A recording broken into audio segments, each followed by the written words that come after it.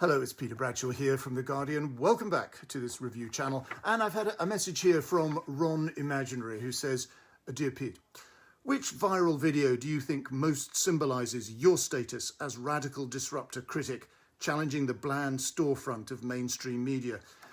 Well, Ron, I think it's probably this one.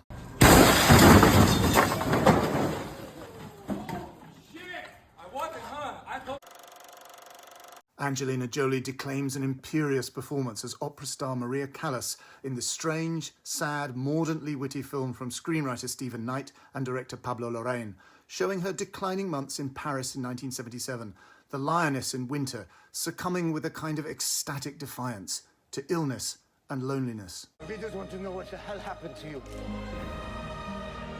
You've never been free. Forget the music. Your voice will not return. I am in control. I will sing when I am ready to sing. God. She's brooding over her medication and neglecting to eat, being impossibly difficult with the servants, housekeeper Bruna, played by Alba Rovacher, and valet Ferruccio, played by Pier Francesco Favino, who are the aghast witnesses to her decline. And she's beginning to relinquish the idea that she will ever sing again. The whole thing is interspersed with pharma-fueled hallucination flashbacks to the days of her celebrity pomp, but also further back than that, to her traumatised girlhood in Nazi-occupied Greece. Now, this film has had a mixed, sometimes frosty critical reception. I can only say I found Jolie's performance as luxurious as a state-of-the-art fake fur. There's an overt theatricality and artificiality which gives the film its life. Jolie's own singing is digitally fused with lip-synced overdubs of Callas's own recordings, and her non-singing performance is gorgeously haughty and self-aware, her eyes pathetically magnified to frog-like dimensions by the big old lady glasses she wears for stalking about Paris, everywhere demanding and resenting fan recognition. Her lips are always pursed in a very amusing moue of discontent, always about to deliver a curt put-down. And that voice, a theatrical refinement of the way Callas spoke in English, removing the American trace, but substituting an anglicised nasal twang, like a very subtle Katharine Hepburn, with a hint of, yes, Gloria Swanson. She carries the potential for desolate comedy, which makes the film so engrossing. Unlike, I do have to say, Franco Zeffirelli's reverential and syrupy film Callas Forever from 2002 with Fanny Ardant, also set in 1977. Her Maria is addicted to mandrax, which causes extended delusions that she's talking to a TV interviewer, played by Cody Smith-McPhee, who is in love with her. And it is to him that she confides stories about the great toxic love of her life, Aristotle Onassis, played by Haluk Bilginer. She enters her own trance at the memory of great performances at La Scala, at the Met, at Covent Garden, while bristling at the continued suggestions that her no-shows and cancellations were just tantrums which let the fans down.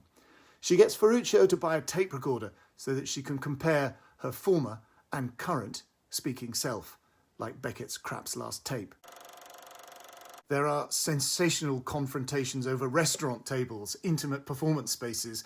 She resents the presumption of President John F. Kennedy, played by Caspar Philipson, sitting down opposite her and making supercilious overtures on the basis that their respective spouses are secretly involved.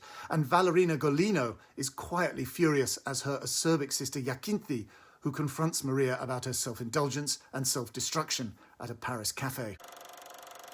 Maria is the most persuasive and seductive, for me, of Larraín's trilogy of great women, after Jackie, about Jackie Kennedy, and Spencer, about Princess Diana. There is less sentimentality and self-importance here, for all that it is about the biggest diva in history. I should like to see Larraín extend this film sequence to address the mystery of Sophia Loren's relationship with her husband Carlo Ponti, or indeed Angelina Jolie's relationship with Brad Pitt. Norma Desmond found herself obsolete and forgotten in Billy Wilder's Sunset Boulevard. But Maria Callas's case is, in a way, far crueler. Her stardom and prestige are as high as they ever were. She is still big, and the opera didn't get small, but she cannot gratify the public demand for her presence. Her voice is gone, and everything that is now happening, the ailments, the delusions, the outbursts, They are all death wish symptoms, indicative of her wrenching need to conclude this futile, painful endgame. It's an aria of self-effacement. Now it's time for that lovely regular feature on this channel, in which, while wandering and pondering in the sun-dappled sylvan grasslands and wooded groves of filmic culture, we chance across something rather lovely and rather special. Yes, it's Serendipity Corner.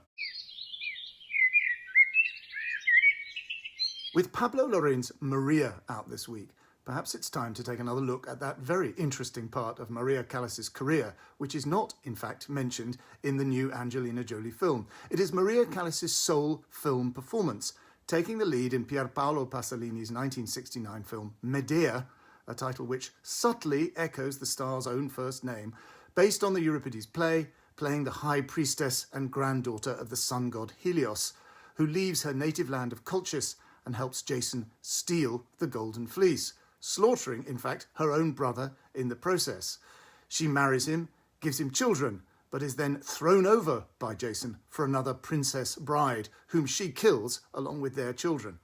And yes, perhaps the story does give a mysterious voice to Maria Callas's own personal anguish of loneliness and renunciation. At 46, she plays opposite the 26-year-old former Olympic athlete Giuseppe Gentile as Jason, with whom she has a languorously erotic scene.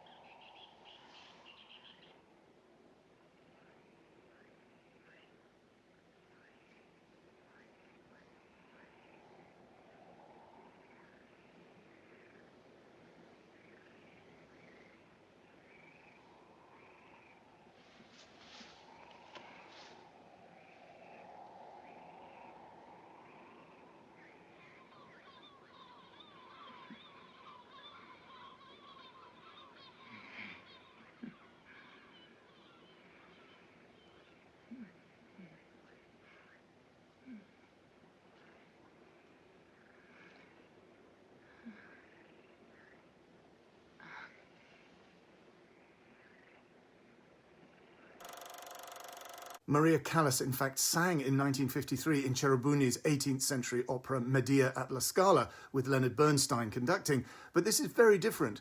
Callas is all but wordless here. We just gaze into that extraordinary face. Pasolini reinvents Callas as a silent movie star, and perhaps there is a connection between opera performance and the primitivism of early cinema acting. You can stream Medea for nothing on YouTube, though only with Italian subtitles. It really is an amazing-looking film, dreamlike, taking place on surreally parched and arid landscapes in Greece, Italy and Turkey, the kind of hostile, disturbing locations that Sergio Leone might have used, with Medea in elaborate, forbidding vestments. It really is gloriously ambitious and strange, a cousin to Pasolini's Oedipus Rex, but with something perhaps even darker, and more nihilistic, and more despairing, ending with Medea's act of murder seen first in a dream and then in real life. She screams, "Nothing is possible anymore," just before the film's abrupt ending. At the time, the difference between Marxist and Freudian interpretations of Medea in this film were supposedly very important, but seen now, the distinction doesn't seem to me terribly relevant. The sheer implacable mass of this film resists any transformative interpretation. It just sits there, and Callas's beautiful face looms over it like a pharaoh. Pasolini told Callas that she was the only woman he ever loved, apart from his mother, and his submission to her haughty presence is very apparent here. And so we lower the curtain on another vlog. Please give this one a like and a share on your socials. Please subscribe and tell me all about what you feel. And please, please, oh please, buy my book, The Body in the Mobile Library and Other Stories. See you next time.